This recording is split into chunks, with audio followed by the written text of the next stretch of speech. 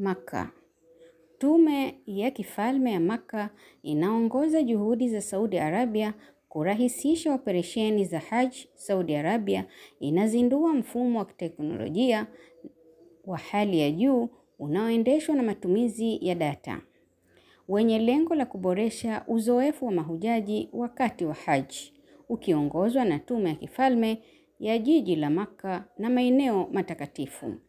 Mipango hiyo inasisitiza utaratibu wa hapo kwa hapo, suluhisho za usafiri wa kisasa na uboreshwaji wa miundombinu ili kudhibiti mtiririko wa mamilioni ya watu kwa kasi, usalama na ufanisi zaidi kwa kutumia teknolojia ya kisasa na kuboresha miundombinu ya kufanya kazi kwa tathmini endelevu na uboreshwaji wa taratibu, kwa mujibu wa taarifa zilizotolewa na maafisa.